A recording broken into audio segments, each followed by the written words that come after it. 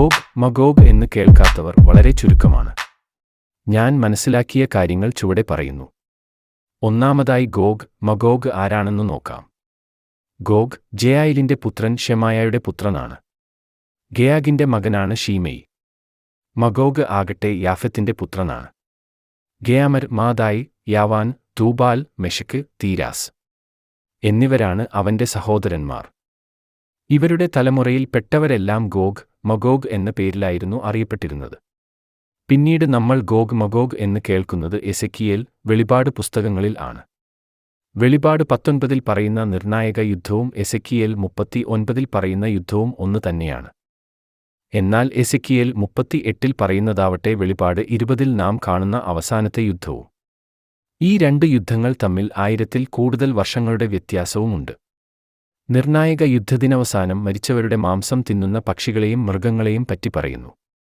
ഇത് തന്നെയാണ് എസെക്കിയേൽ 39 പറയുന്നതും. എന്നാൽ 1000 വർഷത്തിനും സാത്താന് അനുവദിക്കപ്പെട്ട കുറച്ച് കാലങ്ങൾക്കും ശേഷം നടക്കുന്ന യുദ്ധത്തിനവസാനം കുറിക്കുന്നത് ആകാശത്തിൽ നിന്ന് വീഴുന്ന പേമാരിയും കന്മഴയും തീയും ഗന്ധകവുമാണ്. വെളിപാട് 18 മുതലുള്ള സമയക്രമം എങ്ങനെയാണ്?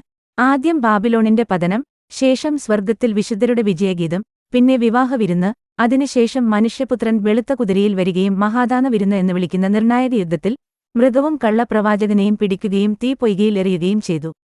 അതിനുശേഷം ഒരു ദൂതൻ സാത്താനെ പിടിച്ചു 1000 വർഷത്തേക്ക് പാതാളത്തിൽ അടക്കുന്നു. അങ്ങനെ മനുഷ്യപുത്രനൊപ്പം തിരഞ്ഞെടുക്കപ്പെട്ടവർ 1000 വർഷത്തേക്ക് വാണു. 1000 വർഷം തികയുമ്പോൾ സാത്താനെ അല്പകാലത്തിലേക്കു അഴിച്ചുവിടുന്നു. അവനാകട്ടെ എല്ലാവരെയും വഴിതെറ്റിക്കുന്നു. ഇപ്പോൾ ലോകത്ത് സംഭവിക്കുന്ന കാര്യങ്ങളെല്ലാം ഇതിന്റെ ഭാഗങ്ങളാണ്. ഉടനെ തന്നെ തിരഞ്ഞെടുക്കപ്പെട്ട ജനം വസിക്കുന്ന ഇസ്രായേൽ പർവ്വതങ്ങളിലേക്ക് വസ്തുവകകൾക്ക് വേണ്ടി എന്ന പേരിൽ യുദ്ധത്തിനായി ആളുകളെ കൂട്ടുകയും പുറപ്പെടുകയും ചെയ്യും. ഭൂമിയുടെ മധ്യത്തിലെ കന്നുകാലികളും വസ്തുവകകളുമായി താമസിക്കുന്നവരുടെയും ഒരിക്കല് ശൂന്യമായി കിടന്നിരുന്നതും ഇപ്പോൾ ജനവാസമുള്ളതുമായ അവരുടെ ദേശത്തിന്റെയും മേല് കൈവയ്ക്കാനുമാണ് ഇവർ യുദ്ധം ചെയ്യുന്നത്. ഈ യുദ്ധത്തിൽ എല്ലാ ജനങ്ങളും തന്നെ പങ്കെടുക്കും. അപ്പോൾ സ്വർഗ്ഗത്തിൽ നിന്ന് തീ ഇറങ്ങി അവരെ നശിപ്പിക്കും. അതിനുശേഷം ഉടനെ തന്നെ പ്രവൃത്തികൾക്കനുസൃതമായി നടക്കുന്ന അവസാനവിധി. പിന്നീട് ദൈവം ഭൂമിയെയും ആകാശത്തെയും നവീകരിക്കുകയും ചെയ്യുന്നു. ശേഷം സ്വർഗീയ ജെറുസലേം ഇറങ്ങിവരുന്നു. ഇനി നമുക്ക് കൂടുതൽ കാര്യങ്ങളിലേക്ക് കടക്കാം. ലോകത്തെ മലിനമാക്കിയ മഹതിയാം ബാബിലോണിനെ ദൈവം നശിപ്പിക്കുന്നു. അതിനുശേഷം ഭേറിയതും നിർമ്മലവുമായ മൃദുലോസ്ത്രം ധരിച്ചു അണിഞ്ഞാരുങ്ങിയ മണവാട്ടിയായ സഭയുമായി കുഞ്ഞാടിന്റെ വിവാഹം.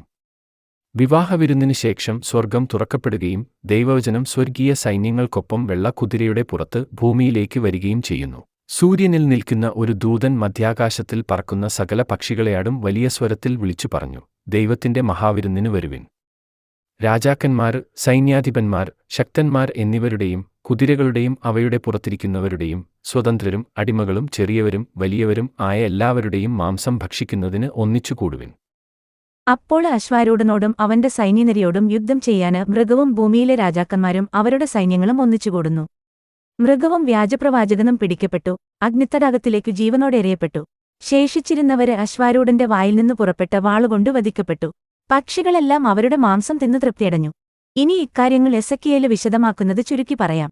ഈ നിർണായക യുദ്ധത്തിൽ മൃഗത്തിനൊപ്പമുണ്ടായിരുന്നത് ഗോഗ് മാത്രമാണ്. വടക്കേയറ്റത്തുള്ള ഇസ്രായേല് മലകൾക്കെതിരെ വരുന്ന 6-1 മാറ്റപ്പെട്ട ഗോഗും അവന്റെ സൈന്യവും അവനോടൊപ്പമുള്ള ജനതയും ഇസ്രായേല് മലകളില് വീഴപ്പെടുകയും പക്ഷികൾക്കും വന്യമൃഗങ്ങൾക്കും ഇരയായിത്തീരുന്നു. അതിനുശേഷം സ്വർഗ്ഗത്തിൽ നിന്ന് ഒരു ദൂതൻ ഇറങ്ങിവരുന്നു. അവന് ഉഗ്രസർപ്പത്തെ പിടിച്ച് 1000 വർഷത്തേക്കു ബന്ധനത്തിലാക്കി പാതാളത്തിലേക്കെറിഞ്ഞ് വാതില് അടച്ചു മുദ്രവച്ചു. 1000 വർഷം തികയോളം ജനതകളെ അവന് വഞ്ചിക്കാതിരിക്കുന്നതിനു വേണ്ടിയാണിത്. പിന്നീട് അല്പസമയത്തേക്ക് അതിനെ അഴിച്ചുവിടേണ്ടിയിരിക്കുന്നു. ഇതിനുശേഷം ഭൂമിയുടെ നടുവിൽ ഇസ്രായേല് നഗരങ്ങളില് വസിക്കുന്ന തിരഞ്ഞെടുക്കപ്പെട്ടവർ പുറത്തുവന്ന് പരിച, കവചം, വിൽ, അമ്പ്, ഗദ, കുന്തം എന്നീ ആയുധങ്ങളെ കൊണ്ട് 7 വർഷത്തേക്ക് തീ കത്തിക്കും. ആ നാളില് ഗോഗിന് ഇസ്രായേലില് കടലിനു കിഴക്കുള്ള യാത്രക്കാരുടെ താഴ്വര തന്നെ ഒരു ശ്മശാനമാകും. യാത്രക്കാർക്ക് മാർഗടസ്സമുണ്ടാക്കും. അവരെ സംസ്കരിച്ച് ദേശം ശുദ്ധീകരിക്കാന് ഇസ്രായേല് ഭവനത്തിന് 7 മാസം വേണ്ടിവരും. ദേശത്തെ എല്ലാ ജനവും കൂടി അവരെ സംസ്കരിക്കും. ദൈവം തന്റെ മഹത്വം വെളിപ്പെടുത്തിയ ആ ദിവസം അവർ ബഹുമാനത്തിനു കാരണമായി. കൂടാതെ മാഗോഗിലും തീരദേശങ്ങളില് വസിക്കുന്നവരുടെ ഇടയിലും ദൈവം അഗ്നി വർഷിക്കുകയും കർത്താവ് ആരെന്നു അവരറിയുകയും ചെയ്തു.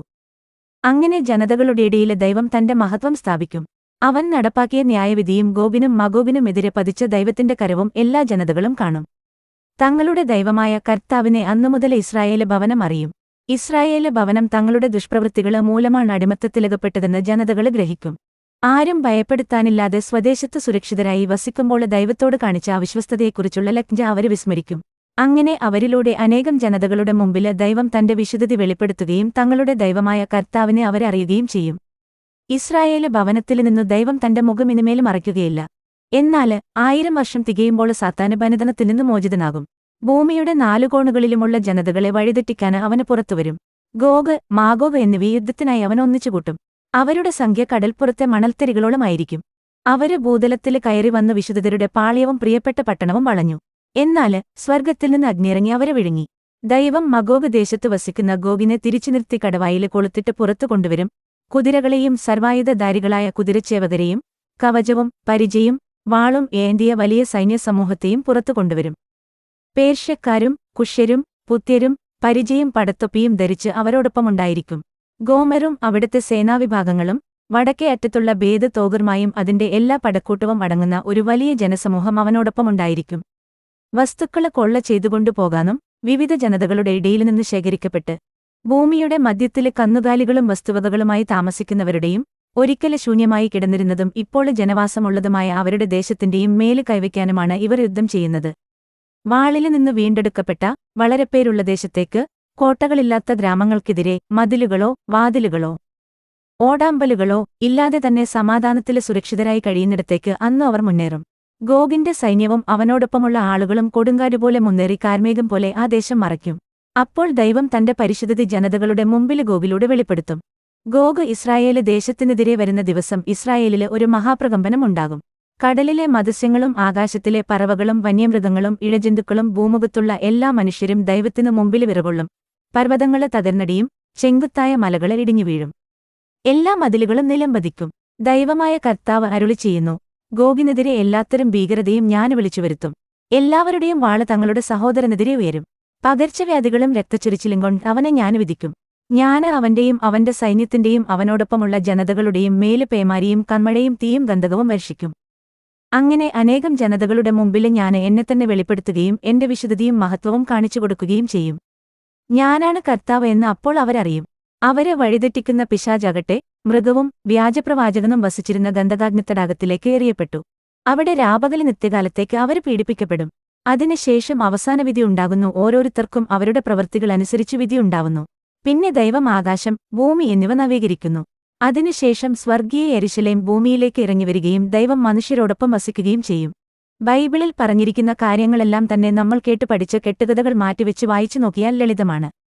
വെളിപാടാവട്ടെ നടക്കുന്ന മുറയിൽ എഴുതപ്പെട്ടതിനാൽ മനസ്സിലാക്കാൻ വളരെ എളുപ്പമാണ്. ഇടയന്മാരുടെ പഠിപ്പിക്കലുകൾ അതേപടി വിഴുങ്ങാതെ നമ്മൾ സ്വയം പഠിക്കുന്നത് ഉചിതമാണ്. And that is it. What do you think? Let me know down here in the comment section. And if you enjoyed this video, leave a little like to indicate that you liked it very much. If you are not subscribed to this channel yet, remember that you probably should. As always, thank you guys for watching and I hope to see you all soon.